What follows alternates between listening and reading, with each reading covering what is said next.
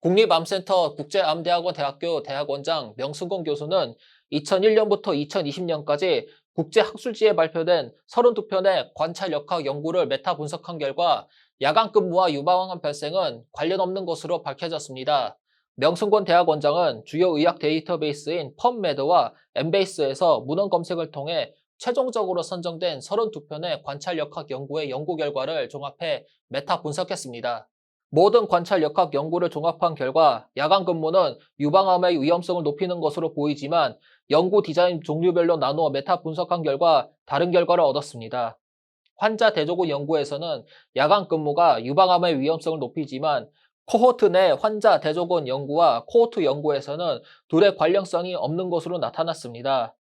일반적으로 코호트 연구가 환자 대조군 연구보다 더 높은 근거를 제공하기 때문에 명승건 대학원장 연구팀은 야간 근무와 유방암 발생은 관련성이 없는 것으로 결론을 냈습니다.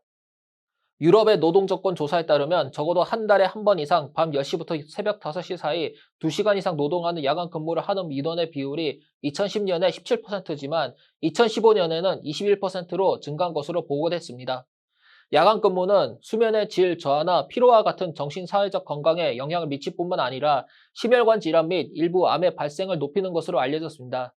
또한 2019년 세계보건기구 산하 국제암연구소에서는 야간 근무를 발암수정 요인으로 분류했습니다. 다만 유방암의 경우 기존의 관찰 역학 연구에서 야간 근무가 유방암의 위험성을 높이는지에 대해 일관성 있는 결과를 보이지 않았습니다. 이번 연구는 지금까지 발표된 본 주제와 관련해 가장 규모가 큰 메타 분석으로 야간 근무가 위방암의 위험성을 높인다고 보고한 2019년 세계보건기구 국제암연구소와 2021년 미국 보건복지부의 독성화 프로그램과는 다른 결론이 나왔습니다.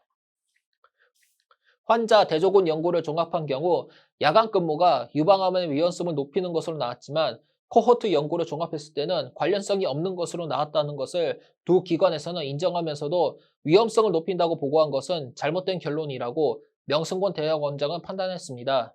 명승권 대학원장은 근거 수준 관점에서 본다면 근거 수준이 높은 코호트 연구 결과를 받아들여 관련성이 없는 것으로 해석하는 게 맞다고 본다라며 야간 근무와 유방암의 관련성에 대한 기존의 입장에 대해 반론을 제시했습니다. 다만 개별 연구마다 야간 근무의 정의와 개념에 약간 차이가 있고 대부분의 연구가 연구 대상자들의 자가보고를 통해 야간 근무 정보를 수집해 화상 편향이나 분류 오류 편향으로 정확성이 떨어질 수도 있어 편향을 최소로 한 추가적인 코호트 연구가 필요하다고 본 연구의 제한점을 언급했습니다. 이번 연구의 제1저자 베트남 국적 넝반 석사는 명승권 대학원장의 지도하에 석사과정 동안 메타복선 연구를 수행해 2020년 석사 학위를 받았습니다. 이번 연구는 종양학 부분 다시 할게요.